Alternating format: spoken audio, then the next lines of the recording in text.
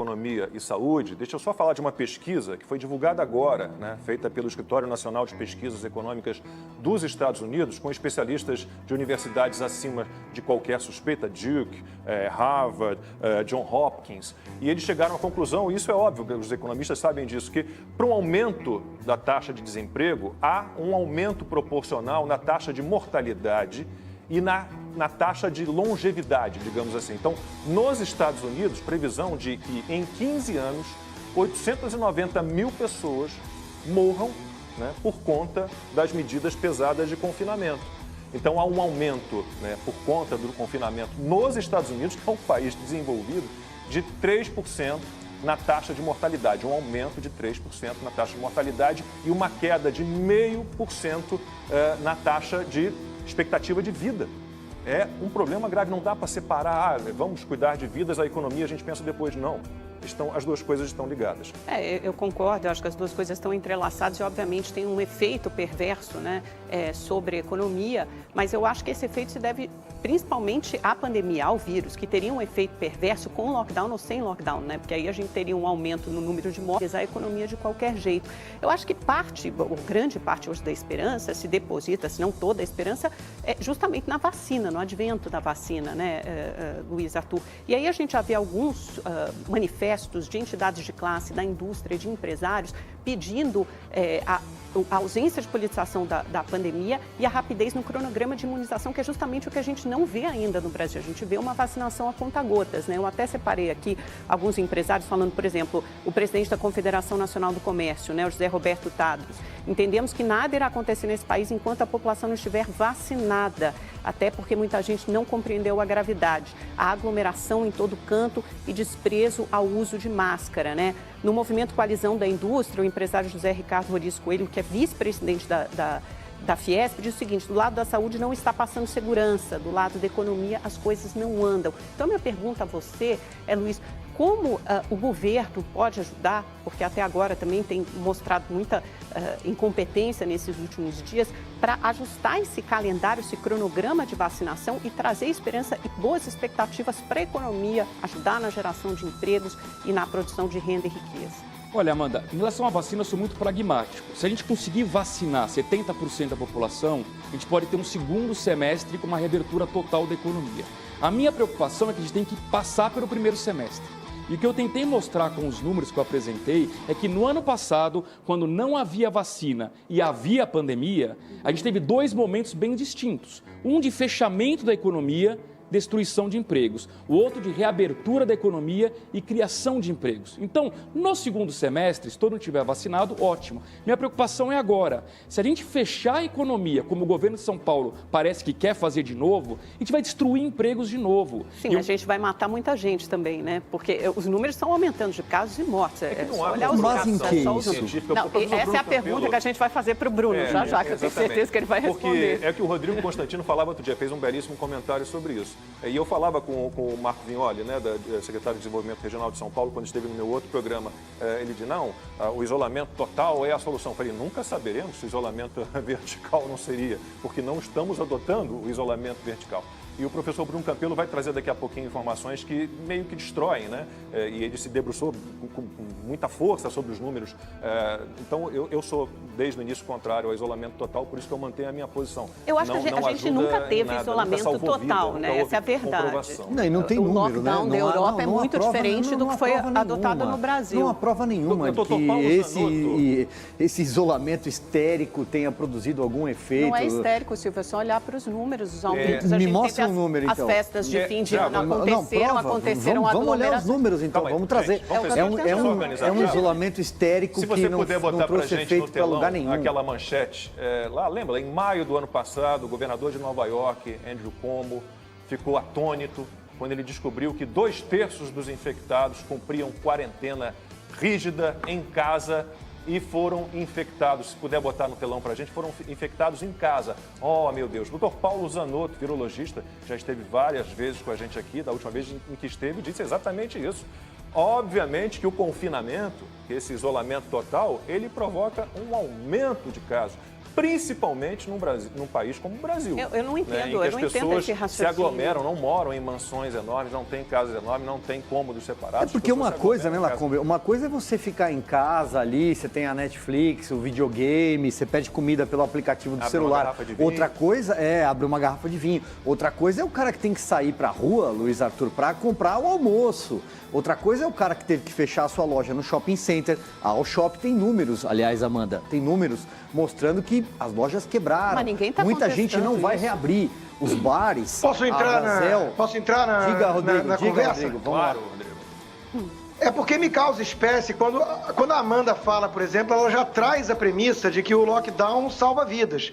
E é exatamente essa premissa que a gente está questionando e que, na minha opinião e de vários especialistas, se mostra totalmente falaciosa. Então nós não podemos partir para esse monopólio das virtudes, do tipo, não, a gente sabe que tem impacto na economia, mas se deixar vai causar mais mortes. Não, não vai, é o que tem mostrado. Esse livro aqui, O Preço do Pânico, vai até ser publicado no Brasil, né? Tem um capítulo exatamente sobre isso. Os lockdowns funcionaram e tem vários gráficos, os autores mostram estudos, tem um estatístico entre os três autores e a resposta é não. Agora, o que eu quero trazer para a reflexão de todos que nos acompanham, né, é uma coisa só.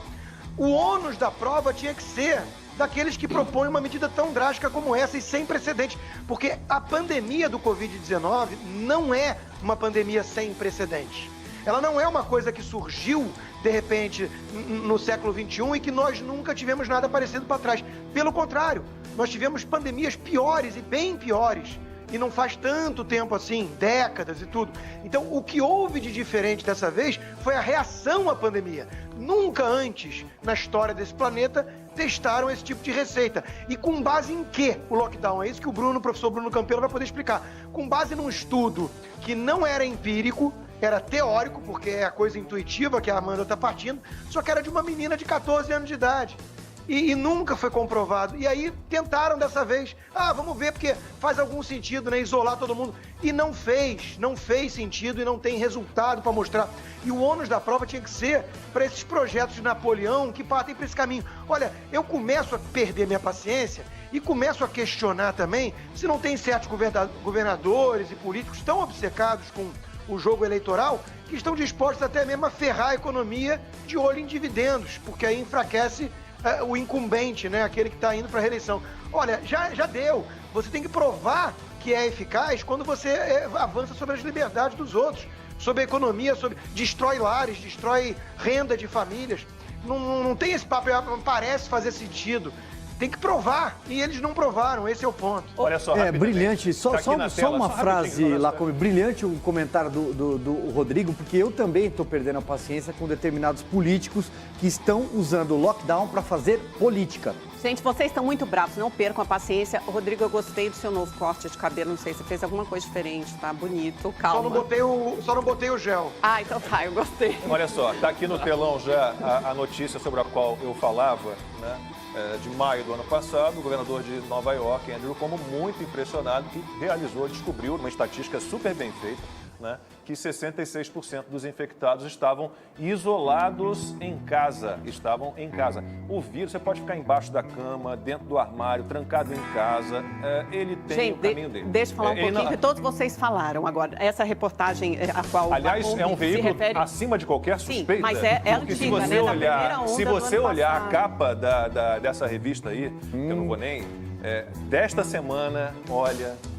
que coisa. Gente, tudo bem. Olha, vamos fazer. Vocês querem olhar os números? Vamos olhar os números. O que a gente viu foi falta de isolamento em Manaus. O que aconteceu? Uma explosão, caos em Manaus, falta de oxigênio. Pessoas morreram asfixiadas, né? A gente viu as festas de final de ano. Antes... Calma, não, peraí, a gente recebeu o deputado Marcelo Campos ontem. Ele falou, a gente Marcelo lembra Ramos. que... Marcelo Ramos. Ele disse que o sistema público de saúde de Manaus já vive perto do colapso. Tudo bem, deixa eu só completar meu raciocínio. Houve um erro de planejamento e uma roubalheira sem fim que está sendo investigada. Nunca é um fator só, é uma coisa multifatorial, ele falou, até se referiu à queda de avião, nunca é uma razão só, são várias razões. Uma delas é isso, você tem um sistema de saúde em Manaus que já tem 70% de ocupação normalmente sem Covid, mas você também tem uma média móvel de mortes em Manaus que antes das festas de fim de ano estava em 15 ou 18 mortes, e aí você você tem uma média móvel agora que pulou para 118. Então, você tem um aumento de mais de 200%. A gente vê claramente isso na primeira onda da Covid, né? Quando o Rodrigo se refere aos números, fala, então prove, mostre. A gente teve medidas de isolamento muito mais rígidas na Europa na primeira onda e a gente viu o número de mortes durante o verão, né? Nos meses que sucederam, decrescendo a quase zero. Você vê lá os dias, é só entrar no Google, qualquer país, França, Alemanha, lógico que há. 15 mortes por dia antes disso, antes da quarentena, antes do isolamento, havia 500, 600 mortes no auge da primeira onda.